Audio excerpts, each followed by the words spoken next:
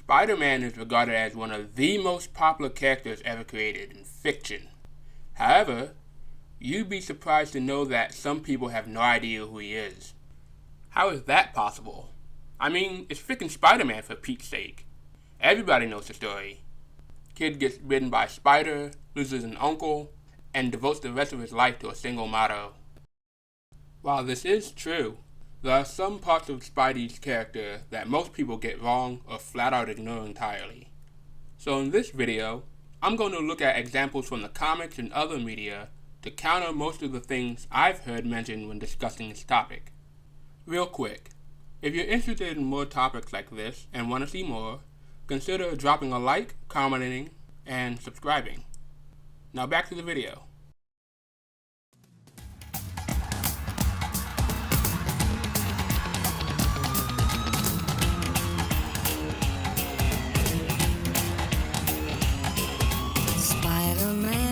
Spider-Man does whatever a spider can. Spins a web any size, catches thieves just like flies. Look out, here comes the Spider-Man.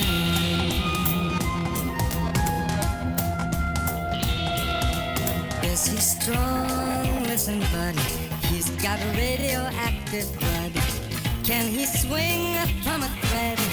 Take a look overhead. Hey there goes the Spider-Man. In the chill of night, at the scene of a crime, like a streak of light, he arrives just in time. I know what you're thinking, but Geeksville, Spider-Man is a big nerd. He loves science. Well, yeah, he's a nerd. But from my experience, some people equate the word nerd with socially awkward or foolish and apply this to him as well. This can be shown full swing in the Tom Holland movies. Besides being the world's biggest dork, he never learns anything until 3 films in, and never thinks anything through until he screws things up beyond our recognition. He's a guy who has all the power, but lacks any of the responsibility. And that just doesn't sit right with me. This is far from what's been shown in the early comics depicting the character. There, he has a love for science and shows little sign of being awkward or unable to function in society at all. If anything, he's rather cool and has shown moments where he can talk to people just fine. This leads me to my next point.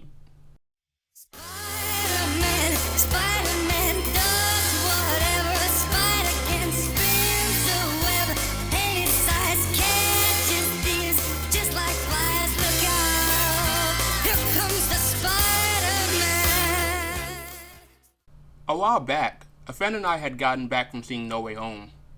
When talking about our likes and dislikes, the dreaded question that every Spider-Man fan dreads was asked. Who played him better? Now, I'm sure everyone has a different opinion, and I respect that. However, I believe that some opinions are based on a misconception that has gone mostly unchecked, especially among the casual fan base. And that is, Peter and Spider-Man act differently. Why is this incorrect? Because every time this has been brought up, you'll usually hear the line, such and such plays a good Peter Parker, but so and so plays a better Spider-Man, and we'll try to tell you why they're 2 separate roles. I'm gonna be honest, that makes no sense at all. People are treating him as if he's 2 different people or has a split personality. He isn't the Hulk and shouldn't be viewed as such. The fact of the matter is, Peter Parker is Spider-Man. Shocking, right? What I mean is that Peter uses the Spider-Man persona to show his true self while he represses pieces of himself as a civilian. This is to not only prevent others from finding out who he is, but also to protect people from himself. I remember the issue where Flash Thompson bullies a Peter who's finally had enough of his shit. One thing leads to another, and they end up in a boxing match. Peter got so heated, he forgot he had the ability to knock Flash's block clean off his head and nearly kills him. To sum it up, Peter and Spidey are 2 parts of the same coin and shouldn't be looked at as different personalities. In the chill of night, at the scene of a crime, like a streak of light, he arrives just in time.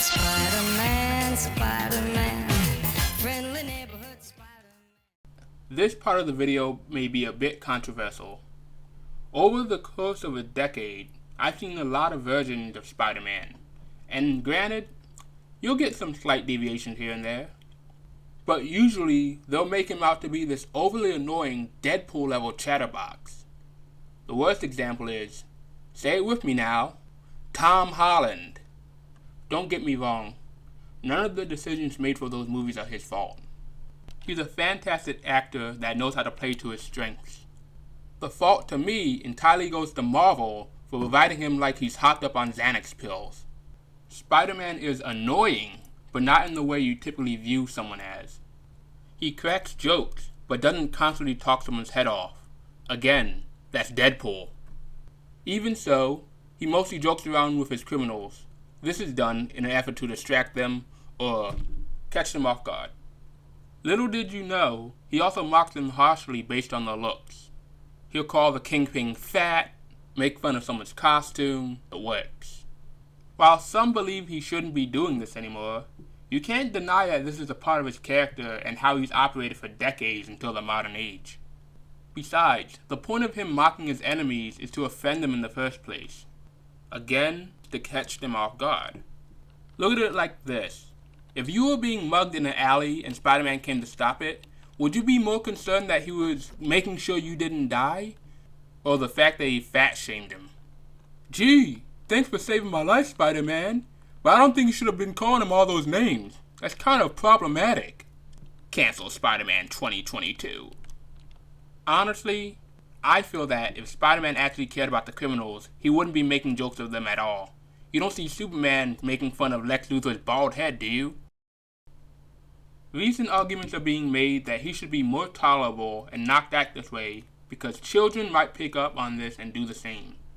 However, I believe most children are smarter than this. Are they impressionable? Yeah. But I don't think you can use that as an argument when there are thousands of kids today who are doing crazy stuff in GTA or Call of Duty and not going around like a menace beating up their neighbors. You can look at me like I'm crazy. I don't mind. It's just an opinion after all. I just feel like if we're going to argue about him calling Kingpin fat, we should make sure he never punches anyone again. You know, like the 90s. I might take all the notes I've done here and make a list of who the best version of the character is. Besides the original, of course. This is Geekspiel USA, swinging off.